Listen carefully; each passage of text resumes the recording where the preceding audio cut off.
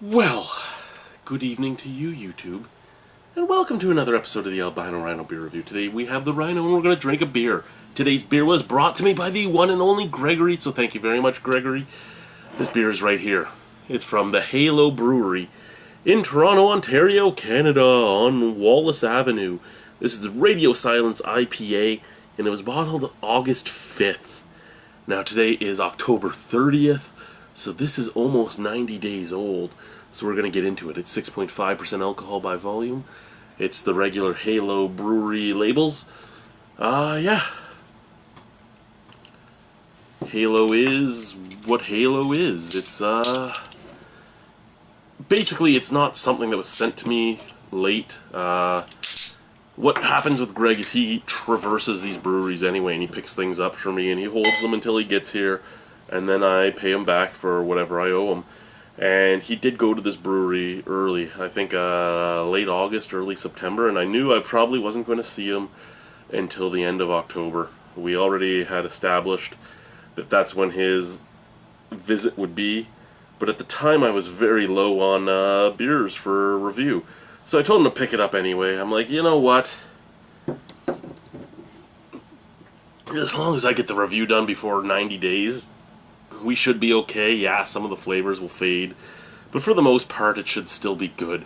And if a beer isn't still viable within 90 days of brewing, especially when it's not a super hyped brewery that people are going to line up to get a beer from, it's probably not the greatest established beer for the style anyway. Now I don't want to get like a 6-month-old bottle of IPA, but you know, a 2-month-old, it's better than I'm normally going to get out of the LCBO anyway, so why not, right? Why not give it a shot?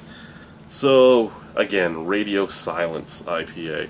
I do believe this is one of the ones that Robin and Jordan, who write the Ontario Craft Beer Guide, enjoyed. Well, the head's moving up a little bit. It's kind of a nice golden color. Very, very see-through. I can see my hand all the way out here. Lots of carbonation moving up in there, though. Beautiful, bright white head.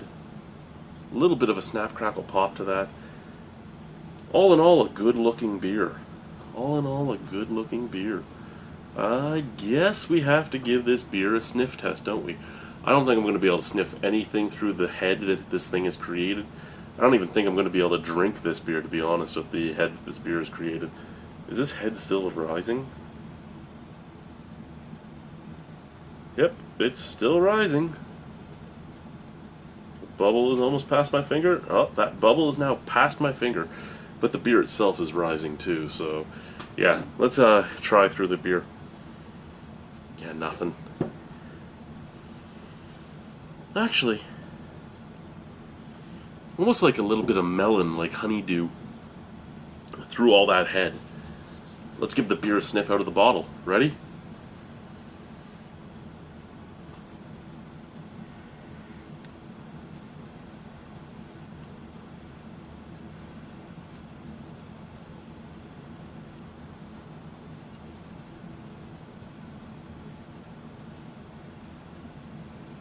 Yeah, a little bit of honeydew, a little bit of mango, a little bit of cantaloupe.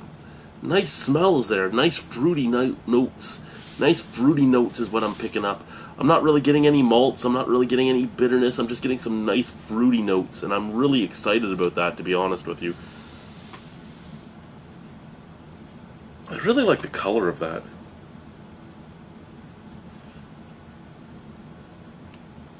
Head's a little much. What do we have? Like 3 fingers? Technically 4 fingers if we take what's above the glass too. 4-finger head? 4-finger head? Let's see if we can get into a 4-fingered head beer. Cheers, guys.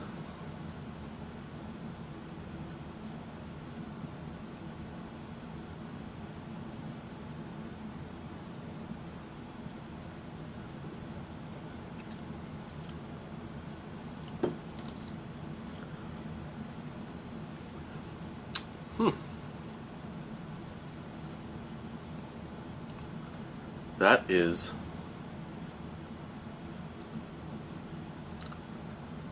very good. yet very pungent on the back.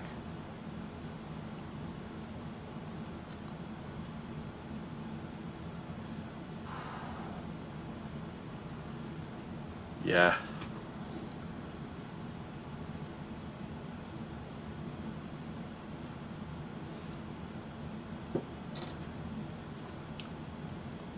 So, when I drink this, I get that really sweet, almost cotton candy-like maltiness up at the forefront. Again, just really sweet maltiness with a touch of cotton candy. It's just very, very malt forward. But I mean, very, very malt forward. Very, very malty, I should say. Not malt forward, because it's not like there's more malt than there is hops. It's very malty. And then it gets dialed back by the hops. I think this is a very... I think it is unbalanced in the fact that there is a lot more hops, at least on my palate, playing around than there is malts. But it is very malty for those few seconds that I'm tasting the forefront of the beer. It's very sweet, very drinkable. And for me, at least, very enjoyable. Once we get to the back end of the beer, I actually... Ooh, that got really thick. Like, thicker than I thought it was going to. Now it's so unfiltered I can't see my hand at all. Wow. Big difference between the top and the bottom of the bottle that way. So I guess before I continue, I should get another sip of this then.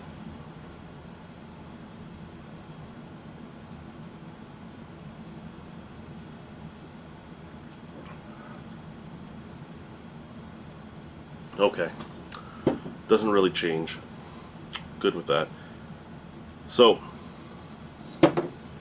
forefront, like I said, very malty, sweet roasted malts, as well as just like a cotton candy flavor. Back end, I smelt a bunch of melon on this beer. I taste a little bit of melon-like flavors, much like you would get from, say, a graveyard hop, or maybe even going into sort of like a berry flavor like you would get from a Belma hop. I don't think those are in here, but I'm just saying there's some delicate fruity flavors in there. However, with those delicate fruity flavors, there is a massive sour and, well, not sour, just massive bitter fruitiness right at the back end, as if I took like a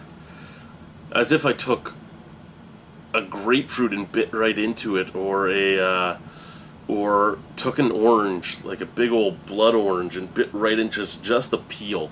The blood orange, I just got the peel, and I get that slight bit of citrus, as well as that very, very bitter resiny flavor, because it all plays on the back of the palate. It's sitting right on the back of the tongue, and it's just this bitter, fruity sensation.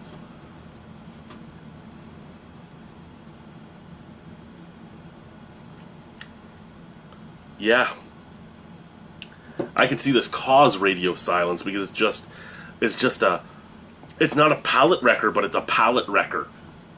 That didn't make sense, I know, but let me try and help that make sense. It's a palate wrecker if you're not used to hops at all. Like, if I gave this to in the basement, he wouldn't be able to taste anything for the rest of the night. Like, it's just that type of overtaking of the back. It invades the back. It invades the back palate. It just invades all the taste buds back there, and it's like you're hearing Rammstein's Lynx, the march from the song Lynx.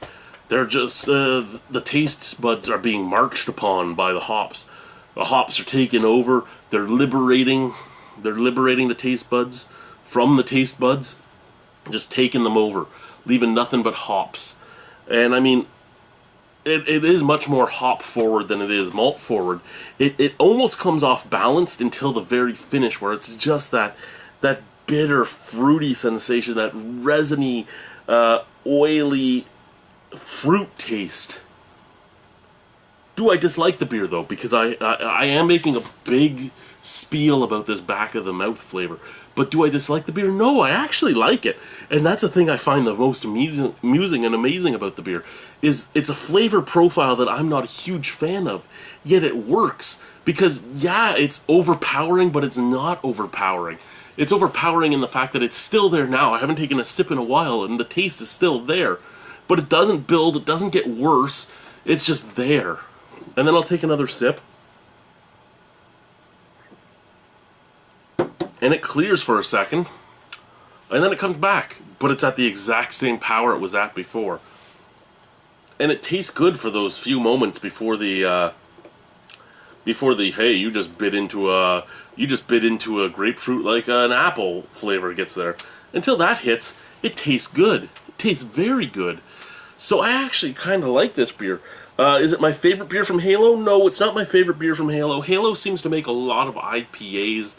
I haven't had many dark beers from them, I don't think. I think, thinking back on it, I think I've had 6 beers from Halo right now. And they've all been IPAs or pales that I can think of.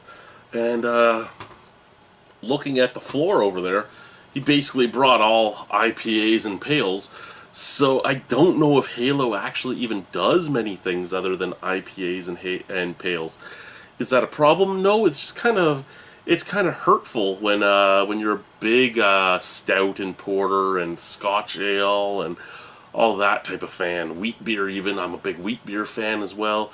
When you're a fan of so many styles that aren't IPAs and pales, a brewery that only puts these out is kind of a detriment to you. But at the same time, do they make good beer? Yes, they make good beer. This is a nice beer, even at almost 3 months old. This beer is full of flavor. Could I have gotten a lot more fruity flavors out of it? Possibly. Fresh, I would have gotten more. But who knows? Fresh, it may have been overpowering for me, and I might not have liked it. At this point, I like it. I'd give it a 7.5. I don't think it's as good as their other beers, but I like this beer. So 7.5 out of 10 for Radio Silence from the Rhino. Thank you everybody for watching. Have a wonderful evening. If you've tried the beer, let me know what you think. If you've been to the brewery, let me know what you think. Even if you haven't, talk to me about your beer styles that you like. Do you like breweries that only focus on one type of style? Do you like breweries that focus on a whole bunch of things? Do you like breweries that are just open to trying everything? Anyway, YouTube, thank you very much for watching. Thank you, Gregory, for picking this up. Au revoir, a bientôt. See you soon. Bye-bye.